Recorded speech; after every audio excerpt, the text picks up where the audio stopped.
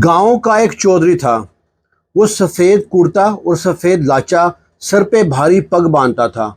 6 foot कद था उसका। सारा गांव चौधरी के ड्रोब से डरता था। उसे कोई नहीं डरता था तो चौधरी का दामाद नहीं डरता था। वो चौधरी की बेटी को आए दिन मार पीट के घर भेज देता था और वो घर पे रोती आती। उसका बाप कुछ पैसे देता अपनी बेटी को और दामाद को समझाता और बेटी को वापस उसके ससुराल छोड़ आता। सिलसिला चलता रहा। जब दिल करता उसके हाथ में खारिश होती, चौधरी की बेटी को मारता और कहता जाओ अपने बाप से कहो जायदाद में हिस्सा दे। चौधरी बड़ा तंग था रोज़ रोज़ के उसके मारपीट से। चौधरी ने गांव में पर्या बिठा ली, पंचायत बिठाई और उससे बुलाया। पंचायत ने कहा भाई तुम्हारे ससुर ने, जो गांव का चौधरी है, इसने फैसला किया है कि अगर तुमने आइंदा चौधरी की बेटी पे हाथ उठाया तो तुम्हें गांव से बेदखल कर देंगे, गांव से निकाल देंगे और 7 गांव के लोग तुम्हें कोई पनाह नहीं देगा। वो भी चौधरी था। कहता है चौधरी से कहो मेरा ससुर बने, मेरे बाप बनने की ज़रूरत नहीं है और मैं पूरी पंचायत को जूती की नोक पर रखता हूँ। चौधरी से जो होता है उखाड़ ले। धमकी दे के चला गया। चौधरी को बड़ा गुस्सा आया, कितना बदतमीज़ है, इसने पंचायत का भी एहतराम नहीं किया और कैसे अकड़ के चला गया। चौधरी कहता मैं इसका बंदोबस्त करता हूँ। उसने फिर कुछ 4 दिन गुजरे हैं, अपनी बीवी को मार के भेज दिया। मेके जा अपने बाप से क्या ज़मीन में से, जायदाद में से हिस्सा दे। तुम 2 बहन भाई हो, तुम्हारा एक भाई तो अमेरिका में है और जो तुम्हें ज़मीन तुम्हारे नाम आती है अपने बाप से लेके आ। चौधरी ने पैगाम भेजा उसको, अपने दामाद को, भाई आजा तेरा फैसला करते हैं। चौधरी का एक नौकर था जो को कामा कहते हैं। वो पिछले 20-25 साल से चौधरी के पास काम करता था। वो चौधरी से कहता था चौधरी साहब मैं आपकी खातिर मर भी सकता हूँ और मार भी सकता हूँ। चौधरी कहता था वक्त आएगा देखेंगे। इधर चौधरी ने अपने दामाद को डेरे पे बुला लिया। जब दामाद डेरे पे आया, चौधरी अपने नौकर से कहता हाँ भाई पूछ दामाद से क्या खाएगा पिएगा। दामाद कहता भाई शराब ले और गोश्त ले आ। वो शराब शुरू पी के डेरे पे पड़ा है। चौधरी आ गया। चौधरी आगे समझाता है देख जो ज़मीन जायदाद है ना, जो मेरी बेटी का हिस्सा है मैं उसको दूंगा। मैं तुमको इसलिए नहीं देता कहीं तुम उस पर नशा पानी ना कर दो।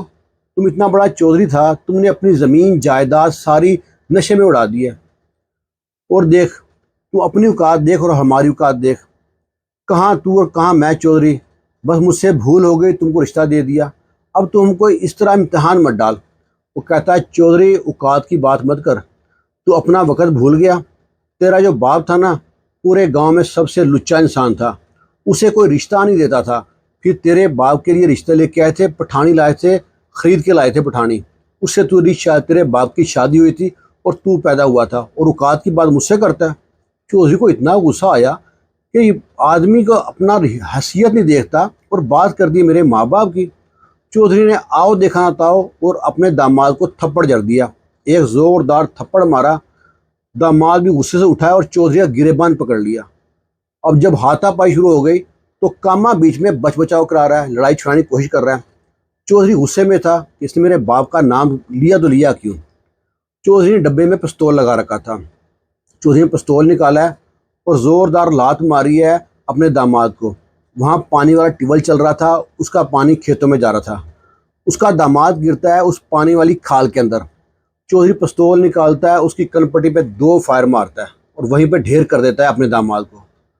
जब उसके आंखों में के सामने दामाद मर गया तब इसको एकदम गुस्सा ठंडा हुआ तो होश आया। इसने रोना पिटना शुरू कर दिया, पसीने से शराबूर हो गया। शर्मिंदा होता है कि मैंने अपनी बेटी का घर उजाड़ दिया, मैं कैसा बाप हूँ, मुझको जीने का कोई हक नहीं है, मैं मर जाऊँगा। कामे से कहता है अंदर स्प्रे वाली बोतल ला, जो फसलों में स्प्रे करते हैं, दवाई थी। कामे कहता नहीं चौधरी साहब। वो कहता है नहीं, मैं लोगों को क्या मुंह दिखाऊंगा, मैंने अपनी बेटी का घर खुद उजाड़ दिया, मैं इतना बुरा इंसान हूँ, मैं अपना मरना जीना नहीं चाहता, मर जाऊँगा। वो बोतल लेके आया, कामे ने बड़ा रोका। चौधरी ने बोतल खोली, मुँह को लगाई है, कामे ने धक्का दिया, बोतल दूर जा गिरी, सारी बिखर गई है। चौधरी ने पिस्तौल निकाली है, अपनी कनपटी पर रख लिया है। फिर कामे ने धक्का दिया, पिस्तौल दूर जा गिरी है। चौधरी रो रहा है वहाँ पे। चौधरी के जहन में ख्याल आया कि कामा कहता था चौधरी साहब मैं आपकी खातिर मर भी सकता हूँ और मार भी सकता हूँ। चौधरी ने कामे से कहा तूने मुझसे और वादा किया था। कहता चौधरी साहब कौन सा वादा।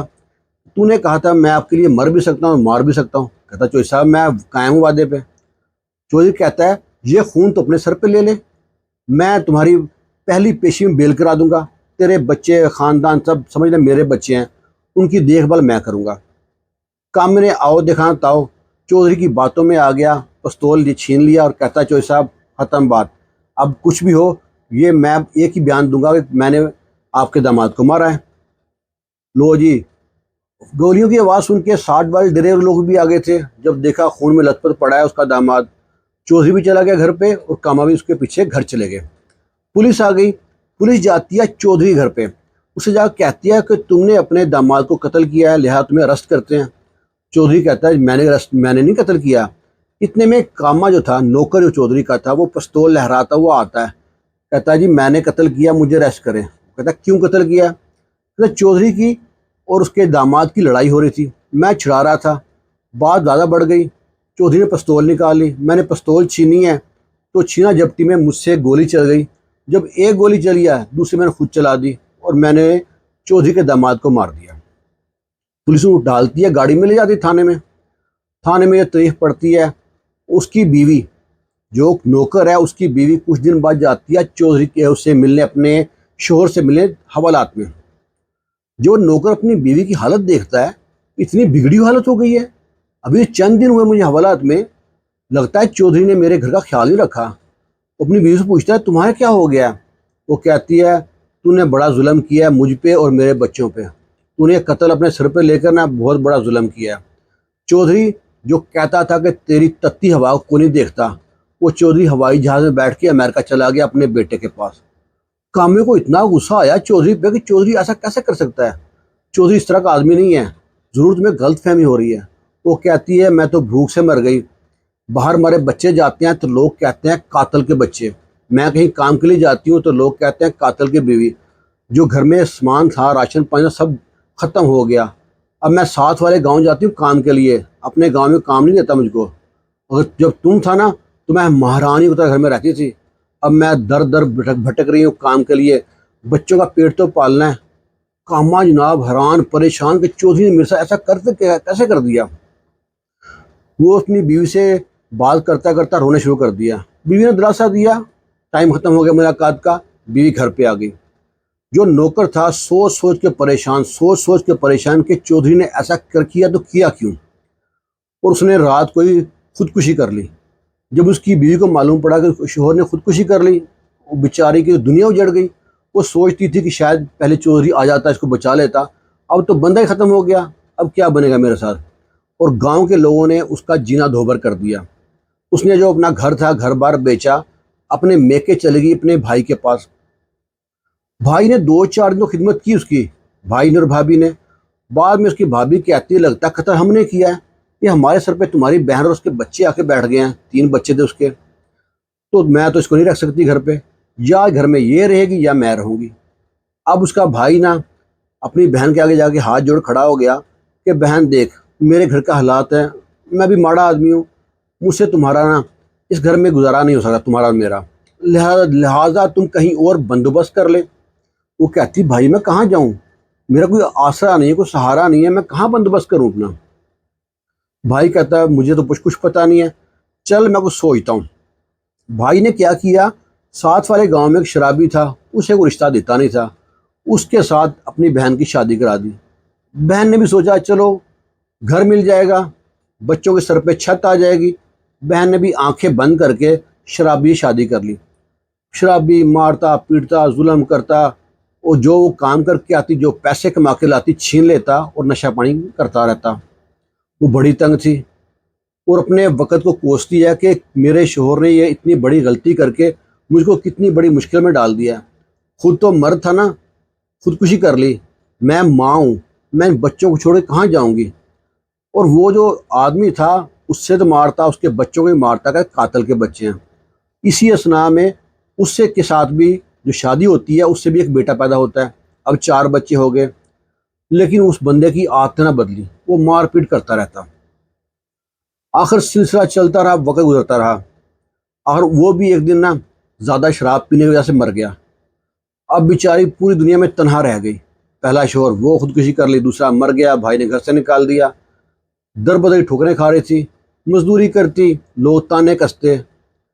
ایک دن کیا ہوتا ہے، اس کے گھر میں ایک آدمی آتا ہے پوچھتا پاچھتا اس گھر پہنچتا ہے۔ کئی سال گزر گئے اس بات کو، وہ آدمی آ کے کہتا ہے کہ میں فلاں گاؤں سے آیا ہوں، فلاں گاؤں کے چودھری ہے، یہ نام ہے اس کا، اس نے تمہیں یاد کیا بلایا۔ جب اس عورت نے اس چودھری کا نام سنا تو اس کا خون کھول اٹھا، کہتی ہے اس چودھری کو صبر نہیں آیا ابھی تک، پہلے میرے شوہر پہ قتل کا الزام لگوا کے اسے اندر کروا دیا، اب اور قتل کا الزام لگوا کے مجھے مروانا چاہتا ہے، کیا چاہتا ہے آخر وہ؟ اس سے کہتے جا اپنا کام کر، خبردار دوبارہ اس دروازے پہ آیا تو۔ وہ آدمی چلا گیا۔ 2 دن بعد وہ چودھری ڈھونڈتا ہوا اس گھر پہنچتا ہے، دروازے پہ دستک دیتا ہے۔